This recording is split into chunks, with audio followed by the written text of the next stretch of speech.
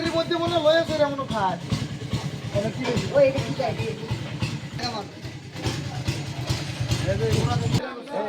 বাইরে দাম কই দিয়া ওই ইবারে ইয়া করে তুমি বাংলা বলছো আরে হোক তারা আমি কইছি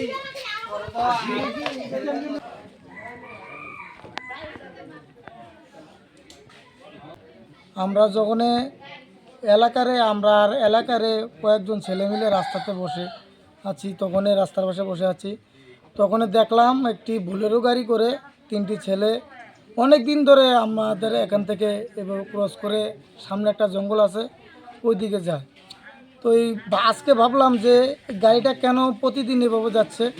তো তখন আমরা তাদের পেছনে পেছনে যাই, যাওয়ার পরে দেখি তাদের যে নেশা জিনিসটা তাদেরকে নিজের হাতে ধরি, তার সাথে পাই তাদের সাথে নেশা জিনিস পাই কোটা এবং আপনার কি জানি কয় এটারে সিদ্ধি যেটা গাঁজা বলে, তারপরে বিভিন্ন দুই তিন প্রকারের নেশা জাতীয় জিনিস। কিন্তু এরপরে আমরা এলাকাবাসী সবাই মিলে তাদেরকে ধরার পরে এই জিনিসটি পাই।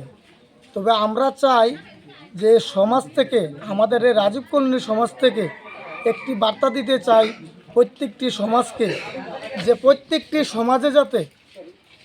প্রত্যেকটি সমাজে যাতে আমাদের মতো করে যুবকরা এই সমাজ রক্ষার্থে এই ত্রিপুরার থেকে নেশামুক্ত করার লক্ষ্যে সবাই যাতে এগিয়ে আসে এবং এই আজকে যে সমাজের যে কাজটা আমরা নিজেরা উদ্যোগ নিয়ে করেছি যুব সমাজ, প্রত্যেকটি সমাজ যাতে এইভাবে যাতে এগিয়ে আসে তার জন্য আমি সবাইকে আহ্বান জানাচ্ছি। যে সমস্ত যুবকদের ধরেছেন তারা এখন কোথায়? এখন তারা পলাতক।